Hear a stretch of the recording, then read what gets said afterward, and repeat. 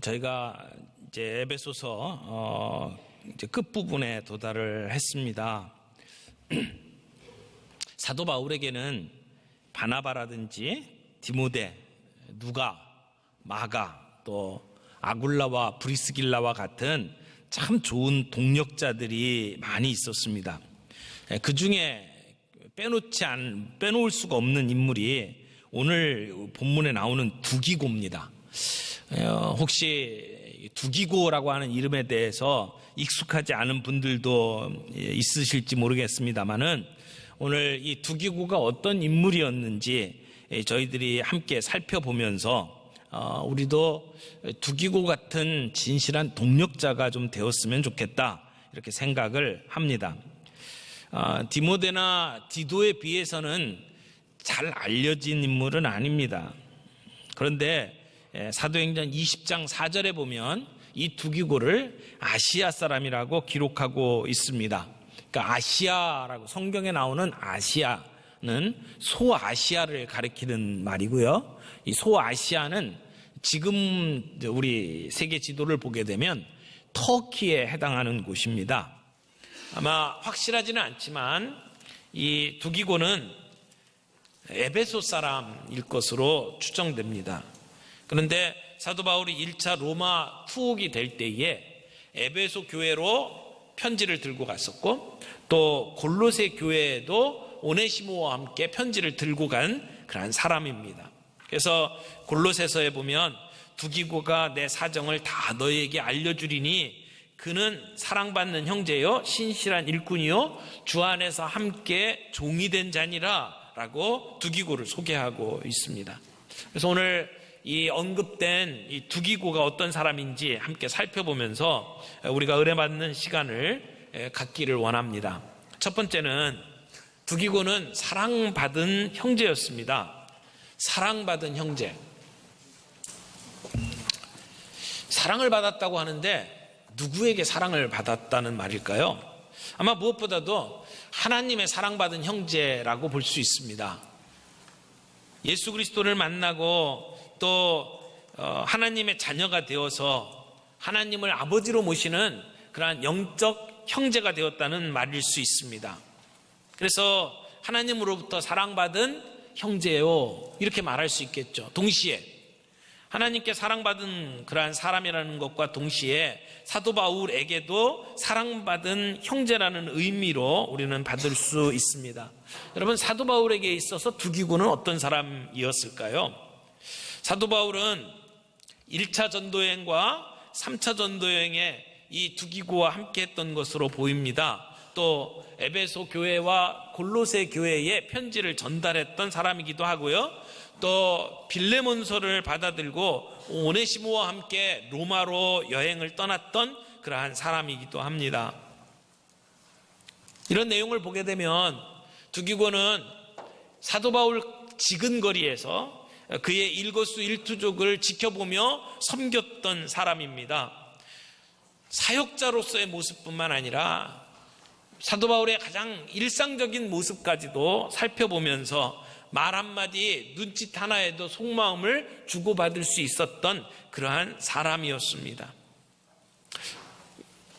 메시지라고 하는 성경이 있죠. 거기에 보니까 이 말씀을 이렇게 번역을 해놨습니다. 이곳에 있는 나의 좋은 벗 두기고가 내가 어떻게 지내는지 나의 신변에 어떤 일이 있는지를 여러분에게 알릴 것입니다. 그는 참으로 듬직한 주님의 일꾼입니다. 이렇게 설명을 하고 있습니다. 그러니까 두기고를 설명하면서 좋은 벗이라고 번역을 했습니다. 참 좋은 표현인 것 같아요. 우리가 누군가에게 좋은 벗이라고 하는 이름을 들으면 얼마나 기쁘겠습니까? 사랑받는 형제, 좋은 벗. 여러분, 우리가 내 옆에 있는 사람을 어떻게 보느냐에 따라서 우리의 신앙생활은 무척 달라질 수 있습니다.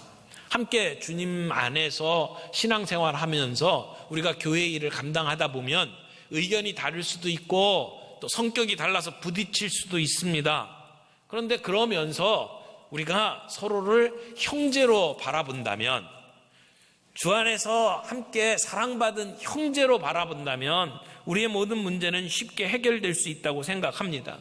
그런데 우리가 서로를 바라보면서 주도권을 다투는 경쟁자로 본다든지 한쪽 면만 바라보는 그 모습들 때문에 서로 원수처럼 살아가게 된다면 그것은 주님의 일을 한다고 하면서 우리는 하나님의 자녀다운 모습을 보이지 못하는 그러한 보기 좋지 못한 그러한 상황이라고 말할 수 있습니다. 종종 말하지만 우리 교회의 신앙생활은 누가 잘하나 이런 경쟁하는 그러한 프로그램이 아닙니다. 우리는 서로를 형제로 볼 수 있는 눈이 필요합니다. 결혼해서 부부로 살아가면 사랑하는 사람이기 때문에 부부가 되었잖아요. 그런데 어느 날 문제가 생깁니다. 그 문제들 때문에 서로 다투다가 나중에 원수로 마감하는 사람들도 있습니다.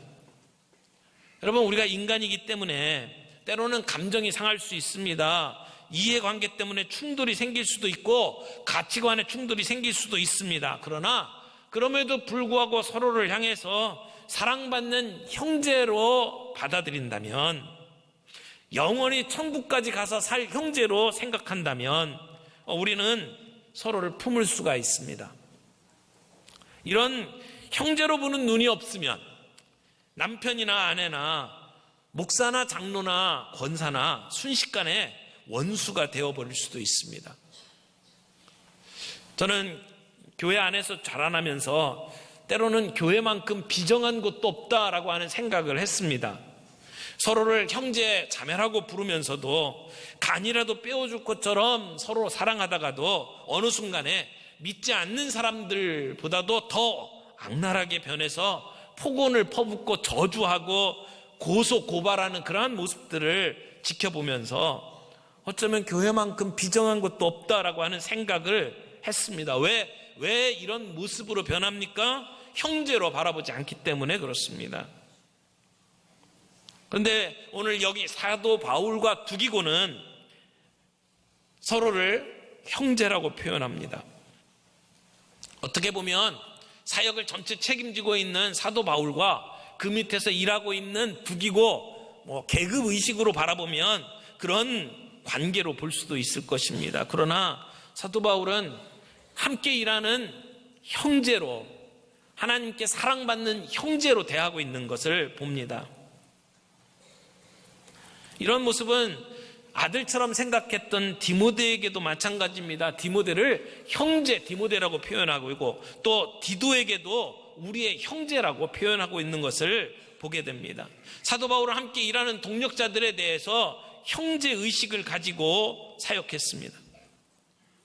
이런 면에 있어서 우리 교회 안에 있는 모든 성도들이 형제 의식으로 똘똘 뭉쳐졌으면 좋겠습니다. 고용주와 피고용주의 관계가 아닌 함께 부름받은 형제의 관계로 섬기며 사역하기를 원합니다. 그 형제의 관계가 담임 목사와 교육자들과의 관계뿐만 아니라 우리 장로님들, 안수 집사님들, 그리고 권사님들, 우리 교회에 사역을 하는 모든 분들이 형제의식으로 이 사역들을 감당하기를 원합니다. 교회에서는 사회에서 신분이 높든지 낮든지 간에 돈이 많든지 적든지 간에 교회 안에서는 다 형제가 되어야 합니다. 대통령이라 할지라도 교회 안에 들어오면 형제 자매가 되어야 하고, 회사에서는 사장이라 할지라도 교회 안에 들어와서는 형제 자매가 되어야 합니다. 우리가 한 형제 자매로 오늘 우리 시대에 주께서 부여하신 소명을 감당하는 동력자로 살아가야 합니다. 사도 바울에게 있어서 아굴라와 브리스겔라는 자기의 목이라도 내어줄 만한 사람이었습니다. 여러분, 오늘 우리에게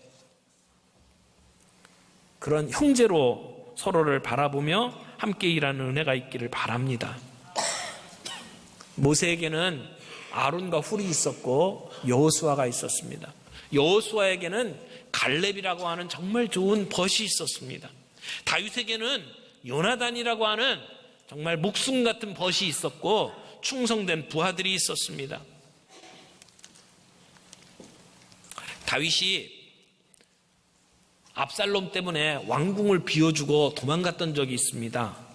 아들이 반역을 저지른 겁니다. 그래서 신발도 못 신고 쫓겨다니는 삶을 살게 되었을 그때에 나이가 80이 된 길르앗 사람 바르실레라고 하는 노인이 다윗을 찾아옵니다. 바르실레는 큰 부자였습니다. 그래서 다윗이 요단강 저편 마하나임 지역에 머물고 있을 때에 그는 다윗에게 찾아와서 다윗에게 필요한 모든 물질을 공급했습니다. 침상과 대야와 질그릇과 밀과 보리와 밀가루, 볶은 곡식과 콩과 팥과 볶은 녹두와 꿀과 버터와 양과 치즈를 가지고 왔습니다. 그래서 그 다윗과 일행들이 먹고 마실 수 있도록 섬겼습니다. 그들이 시장할 것이고 고나여 목마를 것이라고 생각했습니다. 그래서 찾아와서 다윗의 마음을 훈훈하게 만들어 주었습니다. 시간이 흘러서 다윗 임금이 다시 다윗 궁으로 돌아갈 준비가 다 되었을 때에 다윗이 이 바르실레에게 이렇게 얘기했습니다. 나와 함께 건너갑시다. 그리고 예루살렘에 갑시다. 내가 당신을 공개하겠습니다. 그런 초청을 했을 때 바르실레는 극구 사양합니다. 그리고 자기 자신은 자기 부모의 묘가 있는 고향에 가서 자기의 노년기를 지내겠다고 말합니다. 그래서 다윗은 요단강을 건넌 후에 바르실레에게 입을 맞추고 그에게 복을 주고 떠나갔던 기록이 성경 안에 나옵니다. 얼마나 멋진, 얼마나 아름다운 벗입니까? 여러분, 우리 주변에 누가 있느냐가 우리의 인생의 질을 결정합니다. 하나님께서 우리와 함께 더불어 사역하신 사람들을 형제로 바라볼 수 있는 눈이 있기를 바랍니다. 계급의식 내려놓고 형제의식을 붙잡아야 합니다. 두 번째, 두기고는 진실한 일꾼이었습니다. 오늘 본문에 보니까 주 안에서 진실한 일꾼인 두기고가라고 말하죠. 여기 진실하다는 말은 다른 말로 신실하다라는 말입니다. 믿음이 충만하고 진리 안에 서 있을 뿐만 아니라 신실한 사람이라는 말입니다. 두기고가 어떤 사람이길래 신실하다고 말을 합니까? 두기고는 어려움 속에서도 이 믿음과 헌신의 삶을 포기하지 않았습니다. 사도행전 20장 4절에 보면 두기고는 계속되는 유대인의 핍박 속에서도 바울과 함께 전도를 합니다. 여행지에서 많은 사람들의 핍박을 받습니다. 멀리 다른 도시에서까지 쫓아와가지고 그들에게 돌을 던지고 그들을 옥에 가두려고 할 때에도 두기고는 바울을 떠나지 않았습니다.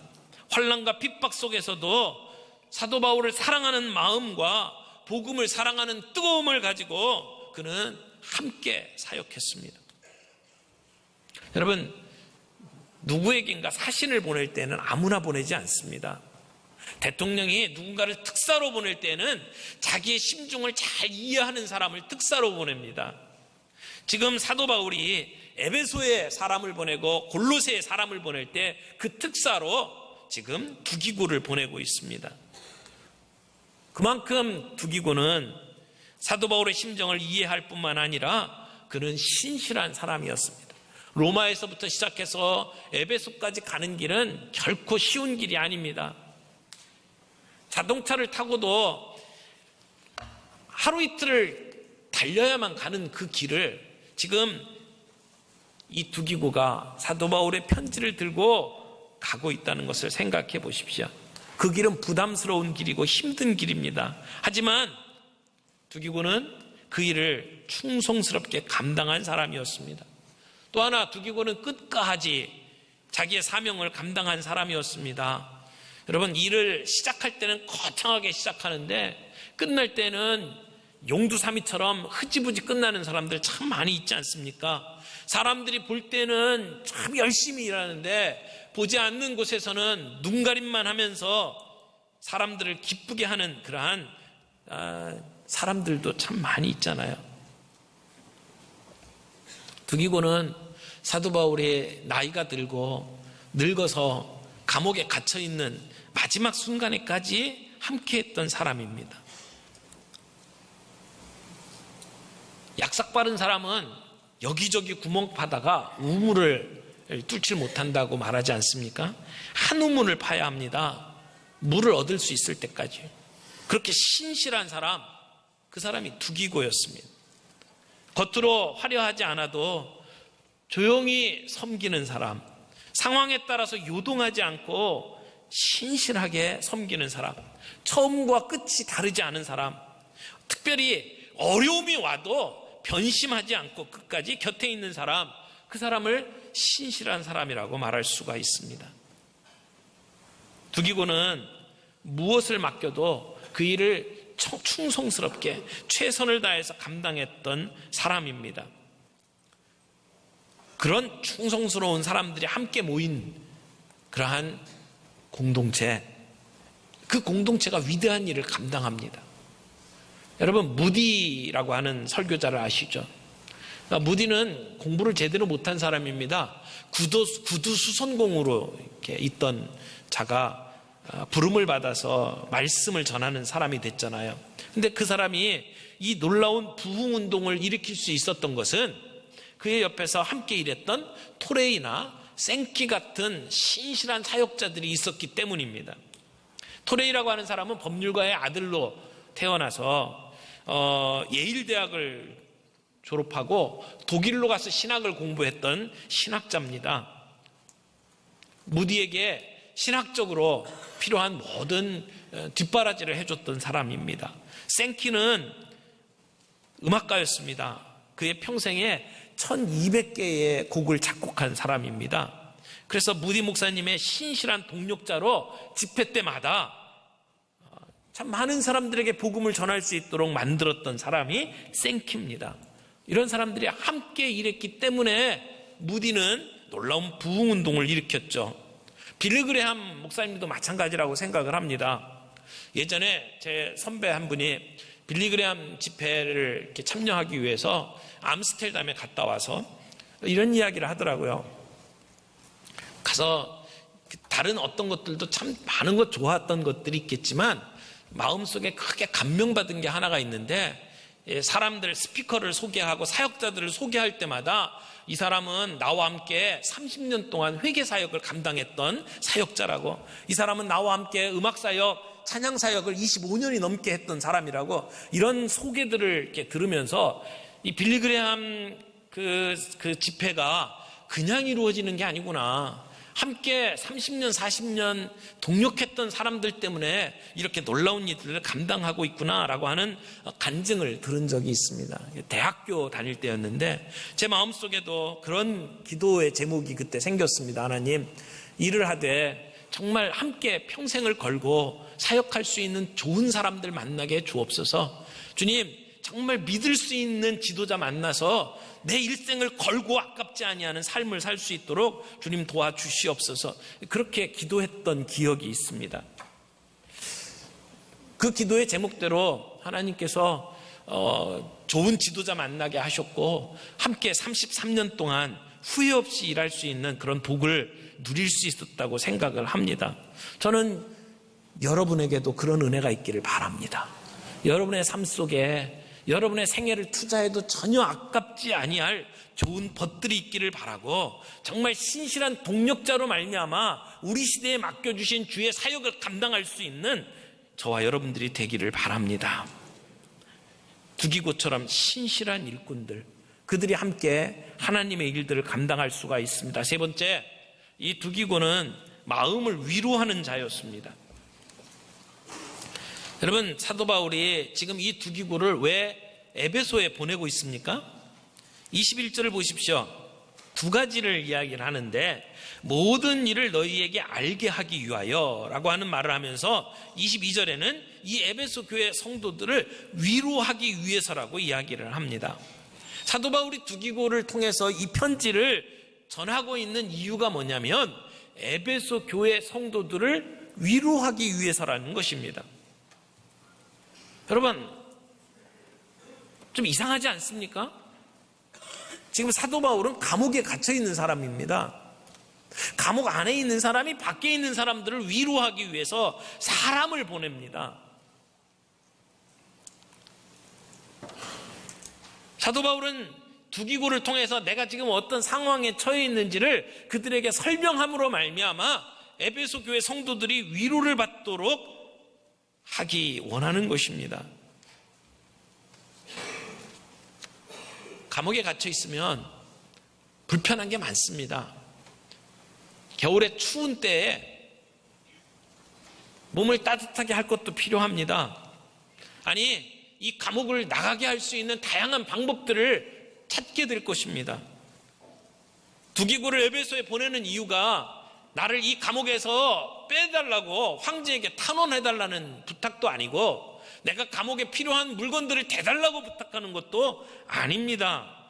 감옥에 있으면서도 밖에 있는 사람들이 나로 인해서 상처 입을까봐, 그들이 나 때문에 기죽을까봐, 그들이 하나님의 일을 한다고 하는 바울이 저렇게 된 모습 때문에 그들이 힘들어할까봐 그들을 위로하기 위해서 자기의 신실한 형제를 에베소로 보내고 있는 이 사도 바울의 모습은 너무나도 아름답습니다. 자신이 어떻게 하나님의 은혜 가운데 이 감옥에서 지내고 있는지를 그들에게 알리면 그 소식이 이 에베소 교회 성도들을 위로하게 될 것이라고 믿고 지금 이 두기고를 보내고 있는 겁니다. 여러분, 죽음의 문턱에 지금 다가온 사람이 다른 사람들을 위로하고 있는 모습을 우리는 눈여겨볼 필요가 있습니다.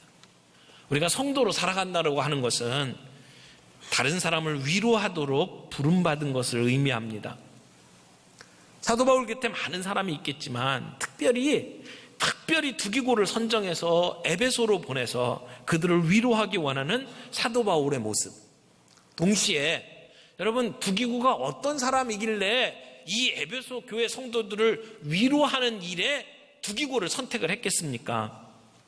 두기고는 가는 곳곳마다 사람들에게 위로하고 격려했던 사람입니다. 그가 가는 곳에 사람들이 위로를 얻은 겁니다.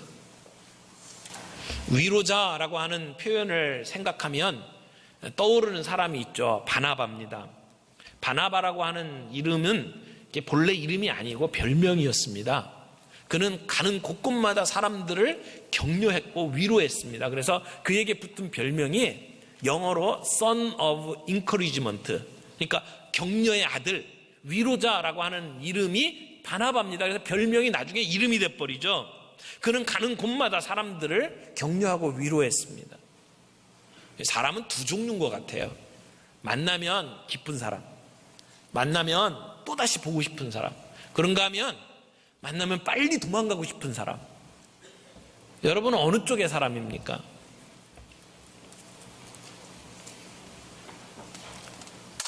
우리가 우리 주변에 있는 사람들과 더불어 만나면 정말 기쁘고 그 사람 때문에 위로를 얻고 그 사람 때문에 힘을 얻는 관계가 되기를 바랍니다. 성령 안에 살아가는 믿음의 사람의 특징이 바로 만나는 사람들을 위로하는 사람입니다. 가난한 사람, 병약한 사람, 외로운 사람, 시류에 빠져 있는 사람, 믿음으로 살아가기를 원하지만 쉽게 자라나지 못하는 그런 사람들에게 위로해 주는 사람. 그래서 하나님은 이사야를 통해서 이렇게 말씀합니다. 너희 하나님이 이르시되 너희는 위로하라, 내 백성을 위로하라. 사도 바울도 우리가 받는 위로로서 내 주변에 있는 환난 중에 있는 사람들을 위로하라고 우리는 부름받았다고 가르칩니다. 우리도 우리 주변에 있는 사람들에게 그런 위로를 전해주는 사람이 되기를 바랍니다. 교회 오면 세상에서 손가락질 받던 사람도 힘을 얻고 위로받고 다시 일어날 수 있는 그런 분위기가 좀 되었으면 좋겠습니다. 빌리 그레이엄 목사님이 이런 얘기를 했어요. 하나님께서 단지 우리를 위로하시기 위해서 우리를 위로하시는 것이 아니라 우리로 하여금 위로자가 되게 하기 위해서 우리를 위로하신다. 단지 우리를 위로하는 것으로 끝나는 게 아니고 우리가 다른 사람들을 위로하는 사람으로 하기 위해서, 만들기 위해서 우리를 위로하신다는 겁니다.